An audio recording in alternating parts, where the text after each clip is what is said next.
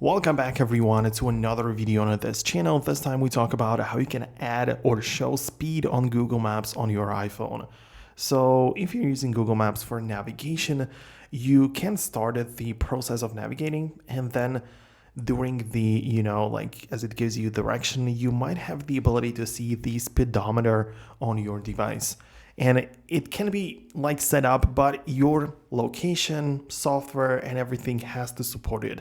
So the way to check it out if it supports on your device is by opening up the settings of your Google Map, or at least just get inside the your Maps app, then tap on your name right here, and then just tap on the settings right here.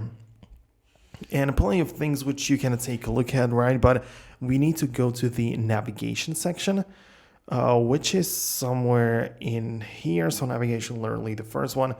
And if there is the ability to show the speedometer, then it's gonna just show it to you, right?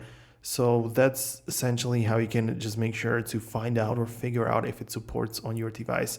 So I don't think that it is showing on mine, but that's probably because I'm not in a supported region.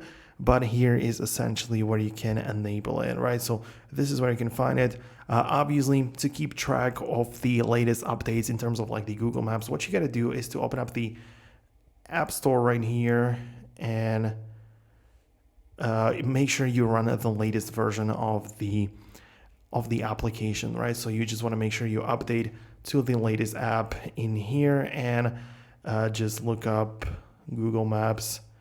And if there is an update available, you're going to see an update button. You can see in my case, there really is. So make sure to keep your apps up to date to receive the latest features. But yeah, it is quite possible that the speedometer is not available in every single location. So let me know down below in which location it is, or if you managed to set it up in the navigation section of your settings. But that's going to be about it. Hope you found this helpful. Hit the thumbs up, subscribe below, and I'm going to catch you in the next video.